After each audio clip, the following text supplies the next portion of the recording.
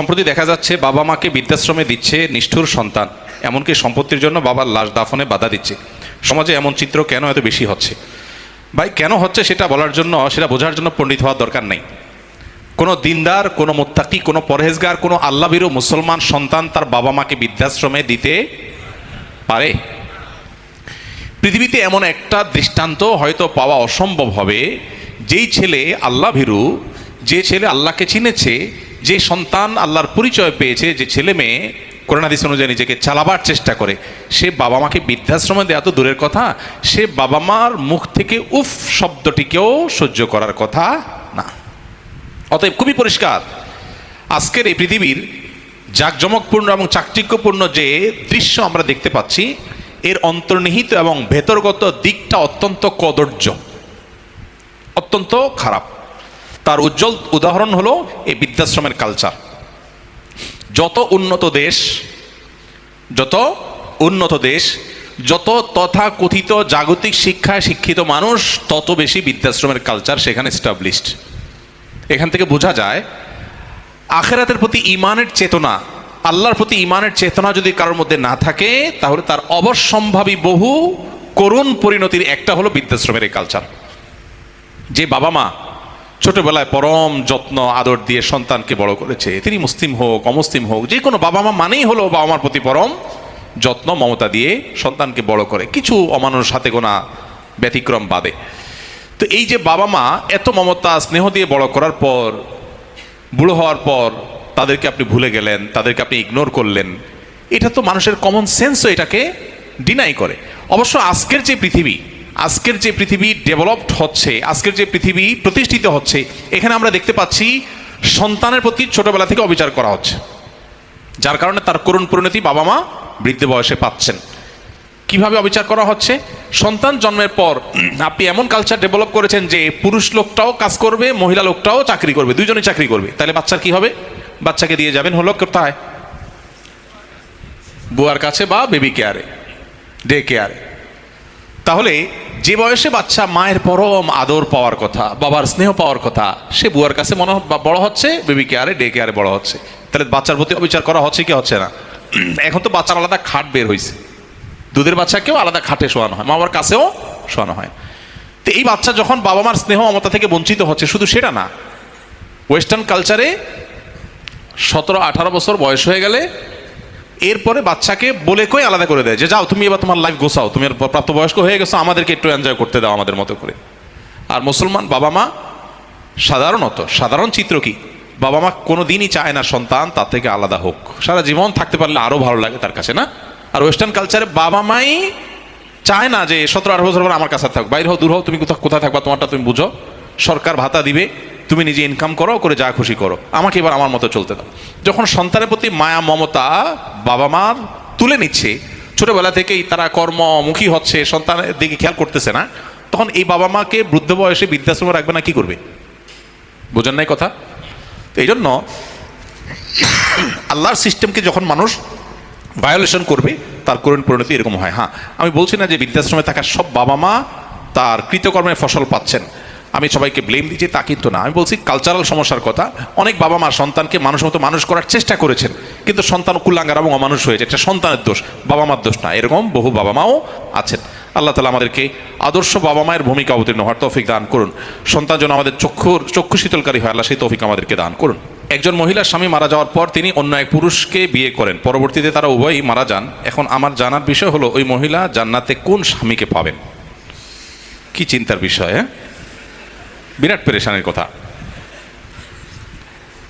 মানুষের চিন্তার আইটেম খুঁজে পায় না।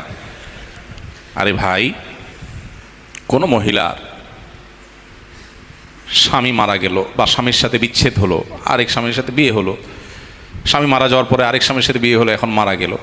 এখন এই মহিলা, তাকে তার আগের স্বামী অনেক ভালোবাসতো, উনি মারা গেছে, এখন তারা যদি না পায় তাহলে জানাতে তার কষ্ট হবে না?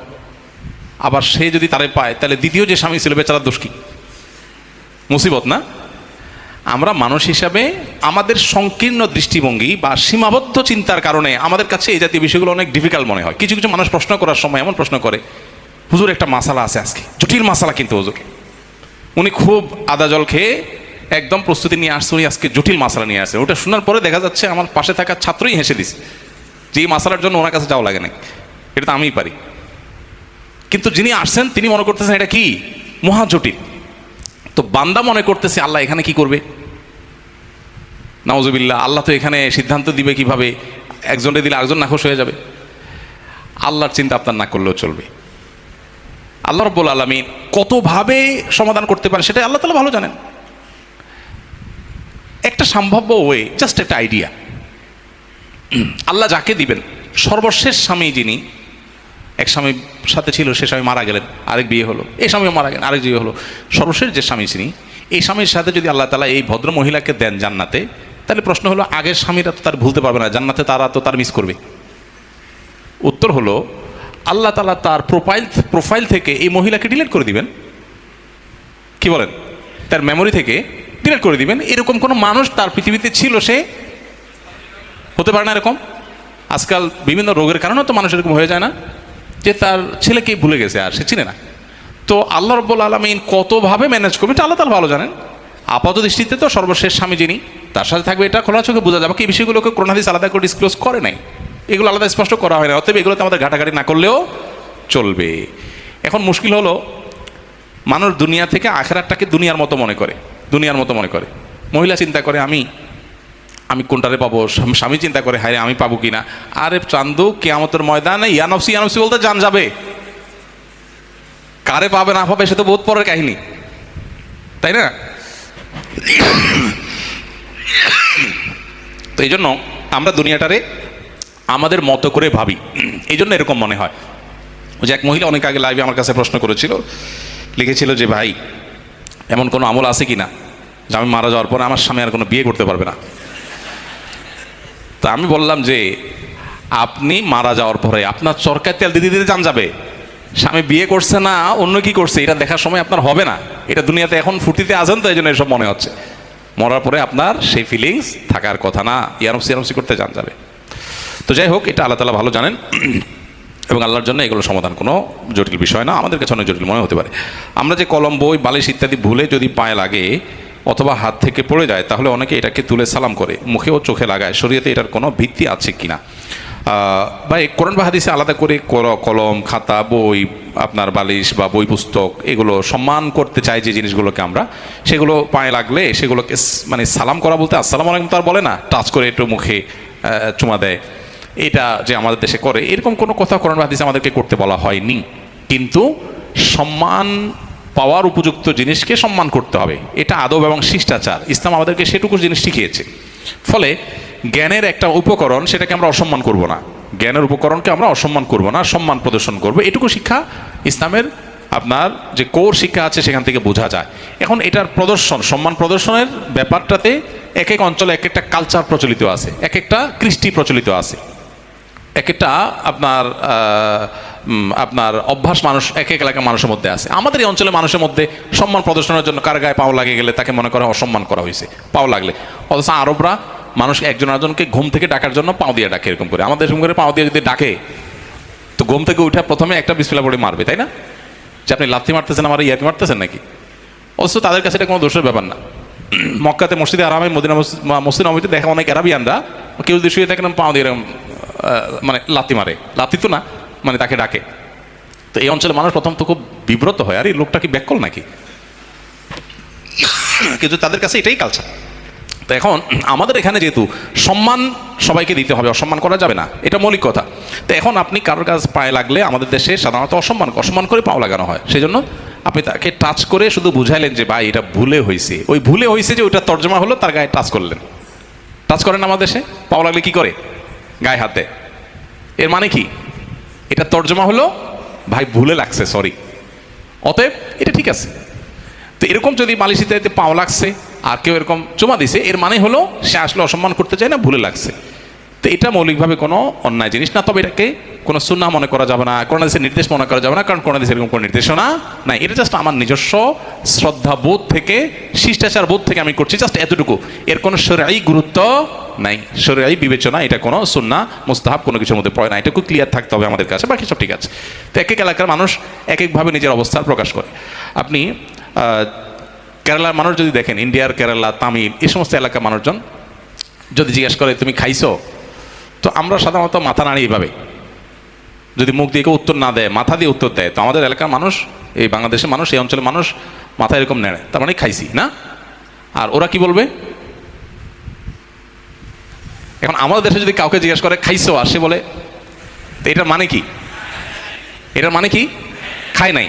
কিন্তু ইন্ডিয়ান ওই সমস্ত এলাকার মানুষজনকে যদি জিজ্ঞেস করে যে খাইছে, তো বলো হ্যাঁ খালিয়া, হ্যাঁ খালিয়া, হ্যাঁ খালিয়া। এখন সে তো মাথা এরকম করে ডুলায়। আমাদের দেশে এটা মানে হলো না, আর তার ওখানে হলো হ্যাঁ। আল আদাতু মুহাক্কিমা, কোনো এলাকাতে কোনো প্রচলন থাকলে ওইটার আলোকে ফয়সালা হয়, ওখানে তর্জমা ওইটাই। ফিলিপিনোরা, সৌদি আরবে যদি আমি ছিলাম, বিভিন্ন দেশের মানুষের সাথে কাজ করেছি, তো ফিলিপিনোরা তাদেরকে জিজ্ঞেস করা হয় খাইছো কিনা, তো তারা এরকম করে, মানে চোখের উপরের দিকে তোলে, এটা মানে ইয়েস। এখন আমার দেশে যদি জিজ্ঞেস করে খাইছো কিনা, যদি এরকম করে বলবে, তোমার জিজ্ঞেস করলাম খাইছো কিনা, তুমি চোখ ঘুরাইতেছো আমারে। আমি জিজ্ঞেস করলাম খাইছো কিনা, তুমি দেখি চোখ ঘুরাইতেছো আমারে। কিন্তু তাদের ওইটা কালচার, এরকম করে তারা। এখন যে না বুঝবে তার কাছে মনে হবে ব্যাপার কি, লোকটা কি অভদ্র নাকি? তো এখানে ভদ্রতা অভদ্রতা নিরূপণ করবে ওই এলাকার প্রচলন। তার এলাকাতে যদি, এখন বাংলাদেশে কেউ যদি জিজ্ঞেস করে খাইছো কিনা, যদি এরকম করে, তুমি বলবে বেয়াদব।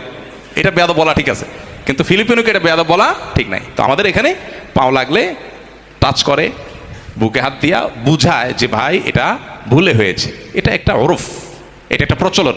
অতএব এই প্রচলন এটা শরিয়ার কোনো নির্দেশনা না, সম্মান প্রদর্শনের জায়গা থেকে, শিষ্টাচারের বোধের জায়গা থেকে গ্রহণযোগ্য, জাস্ট এতটুকু। এটাকে সুন্নাহ মুস্তাহাব বা কোরআন হাদিসে বর্ণনা মনে করা যাবে না। আমরা যারা সরকারি ব্যাংকে চাকরি করি, তাদের চাকরি যদি হারাম হয়ে থাকে, তবে সরকারের অন্যান্য বিভাগে যারা চাকরি করেন তারাও তো পরোক্ষভাবে ব্যাংকের ও রাজস্বের সমন্বিত তহবিল থেকেই বেতন তোলেন, তাহলে তাদের চাকরি কিভাবে হালাল হয়? ভাই, দুইটার মধ্যে পার্থক্য আছে। একটা হলো আপনি সুদের সহযোগী। নবী করিম সাল্লাল্লাহু আলাইহি ওয়াসাল্লাম বলেছেন, লাআনাল্লাহু আকিলার রিবা ওয়া মুকিলাহু ওয়া কাতিবাহু ওয়া শাহিদাই। সুদ গ্রহীতা, সুদ দাতা, সুদের লেখক, সুদের সাক্ষী, সবার প্রতি আল্লাহর লানত বর্ষিত হয়। আপনি সুদী ব্যাংকে লেখালেখি করছেন, হিসাব করছেন, সুদের সাথে কোনো না কোনোভাবে আপনার সম্পর্ক সরাসরি প্রত্যক্ষভাবে জড়িয়ে যাচ্ছে। আর আরেকজন এমন কোনো কাজ করছেন, কাজটা হালাল ইটসেলফ, কাজটা কোনো হারাম না, তার বেতন বিভিন্ন সোর্স থেকে আসছে, সেখানে হালাল হারাম মিশ্র থাকতে পারে। এই দুটো এক জিনিস না, দুই জিনিস। সরাসরি আপনি কোনো হারামের সহযোগিতা করলে সেটা অবশ্যই হারাম, এবং তার জন্য আল্লাহর কাছে দায়ী হতে হবে, গুনাহগার হতে হবে। আসসালামু আলাইকুম, কেমন আছেন দর্শকরা? আশা করি ভালো আছেন, সুস্থ আছেন। এরকম ভিডিও পাওয়ার জন্য আমাদের চ্যানেলটিতে একটি লাইক দিবেন, চ্যানেলটি সাবস্ক্রাইব করে আমাদের পাশেই থাকবেন, আর সুন্দর করে একটি কমেন্ট করবেন যেন আপনারা এইসব ভিডিও দেখতে চান কি না।